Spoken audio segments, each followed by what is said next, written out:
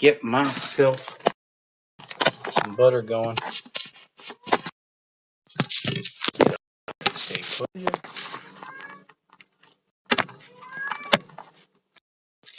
Yeah, yours is coming. Just a minute.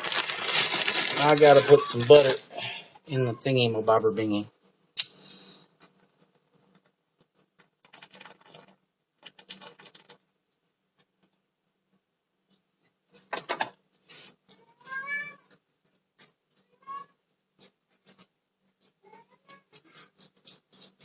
One of my roommates was texting me, and every time she texts me, it knocks me off. Yeah, I know. For some reason, when I get a text, the text pops up on my screen and everything freezes and I get knocked out.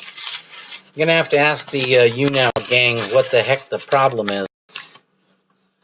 Obviously, their site has issues.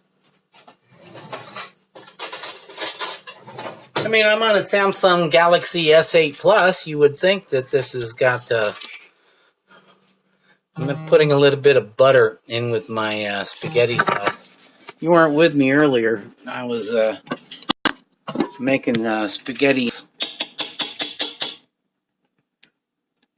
That's what I got on right now.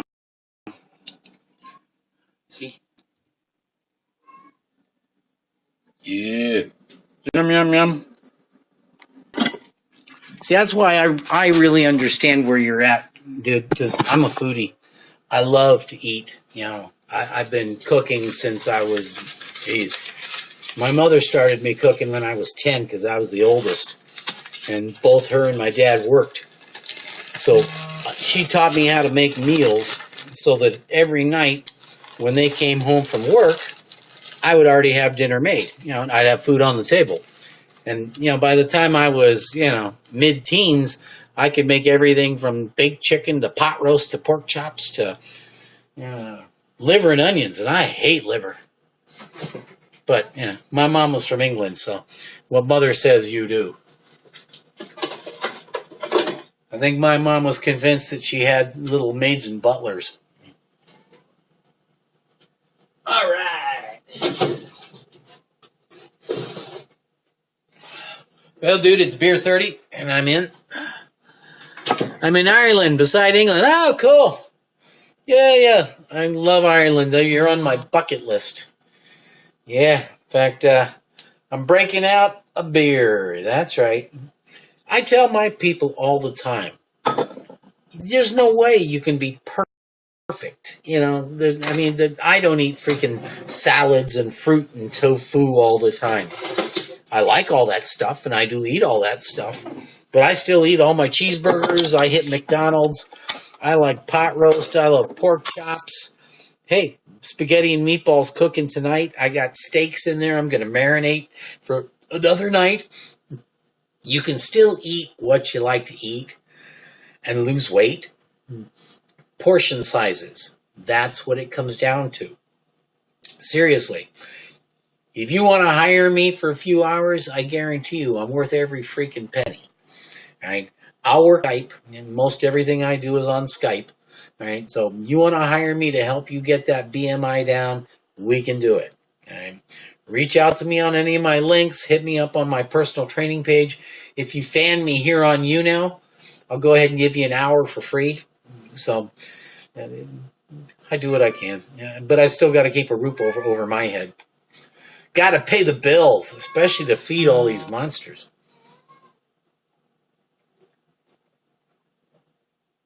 Oh, so good.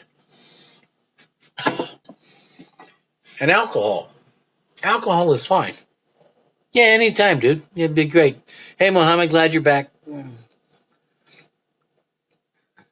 Yeah, exactly. Well, that's the entire objective. Once we can figure out what your daily caloric intake is right now, we can figure out how many calories are going in every day, and therefore we can extrapolate it over a week. That's why I do the food diary for 1 week. Once we can figure out where all the calories are coming from, then it's a matter of doing the math and figuring out, all right, here's what we need to cut back on portion sizes wise, right? Or make some modifications and tweaks on, so that instead of having a pound you're putting on every week or every 2 weeks or every 3 weeks, you're taking off a pound every week or every 2 weeks or every 3 weeks. I am quite happy with my people who are losing weight if they lose a pound every week to every 2 weeks. I mean, a pound a week is losing 52 pounds in a year. So a pound every other week is losing 26 pounds in a year. Believe me, with a BMI of 38, all I want you to do initially is take off 10%.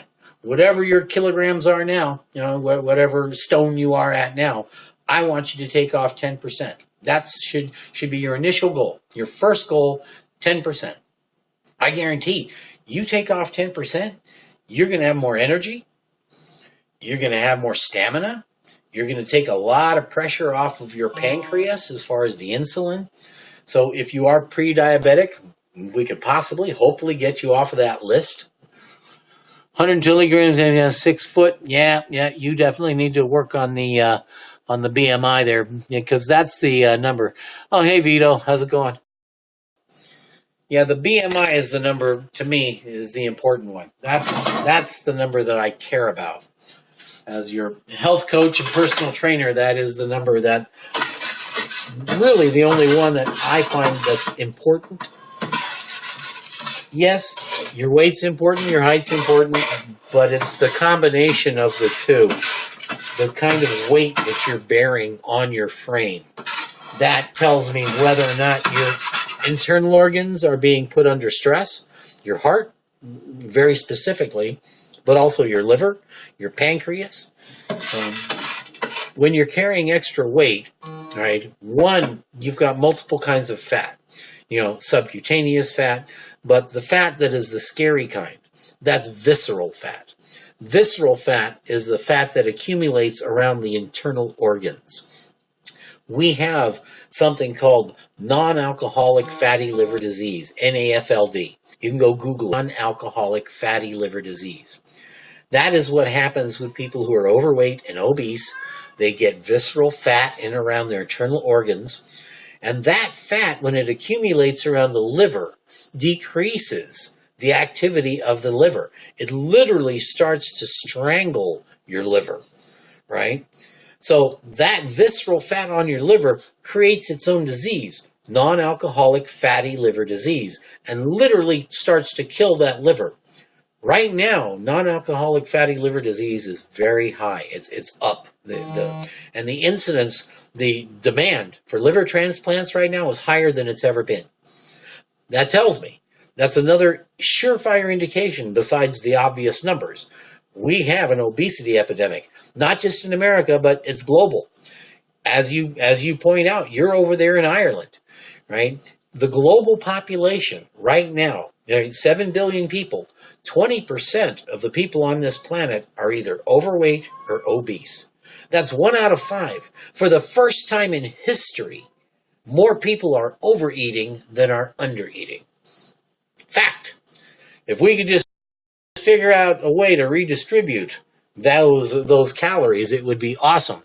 Thanks, Leonard. Appreciate it. If you have any questions, hit me up. Eisenstein. Did I say that right? Eisenstein? I think I said that right. But yeah, right now we have a major epidemic happening in America. It's an obesity epidemic, right? I know. Look at my wall.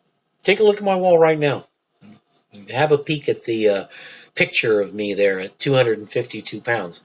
That's my driver's license picture from the early 2000s. And having an alcoholic beverage, if you're of age, is absolutely fine. For the gentleman, no more than 2 per day. 2 beers is 2 glasses of wine, 2 shots of mixed liquor. That's fine. More than that is not fine.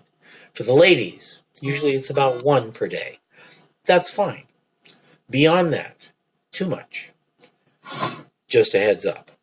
So nobody says don't have a beer, don't have a glass of wine. In fact, the resveratrol in red wine is awesome for you. In fact, there's even benefits to having a beer on occasion. In fact, go Google the benefits of drinking beer. And beer has been around for thousands of years. Yeah, yeah, I know. That's what hit me, Leonard. When I was 46 years old, okay, I was still in information technology training. That's what I worked for Quick Start Intelligence and I worked for New Horizons. It was about 25, 26 years between those two organizations. Worked in computer. I loved computers. Look me up on LinkedIn. Brad Fischel. Look me up on LinkedIn. Go look at all, I loved computers. Still do. I'm very much an IT geek. But I got up to 252 pounds. All right. And I was still smoking cigarettes, right? 46 years old, right? Just before I turned 46, this was early 2005. I started having some of the weirdest symptoms ever, right? I was constantly thirsty. Couldn't get enough to drink. Just thinking about it. Let me take a quick hit here. Yeah, a good IPA. But I was constantly thirsty. This is like January, February 2005. Couldn't get enough to drink, right? No matter what. I mean, it didn't matter if it was soda, juice, water. It didn't matter. I couldn't get enough to drink. And therefore, I was always going to the bathroom. And in my eyes, my vision went wonky on me, right? So, being in IT, I obviously started searching on the internet what my symptoms were about. So by the time I finally got in and got my labs done and got in to see my doctor, and that was May 2005, just after I turned 46, I already pretty much knew that I was a type 2 diabetic just because of the symptoms I was having. I knew. But he confirmed it. My doctor said, yeah, you're a type 2 diabetic and you need to manage your diabetes. Otherwise, you can start picking fingers and toes that you don't like because they're going to cut them off. Right? And you lose your vision and eventually you'll lose your life. I didn't like that idea. I like all my toes, all my fingers. And there I was, 252 pounds. My BMI was 38. I was in my 31st year of smoking cigarettes, about a pack a day, Camel filters. I was basically just a fat and happy IT guy, fat and happy dad, right? There are no symptoms to getting fat. There are no symptoms to becoming obese. You don't get a runny nose or a sore throat or have a fever, right?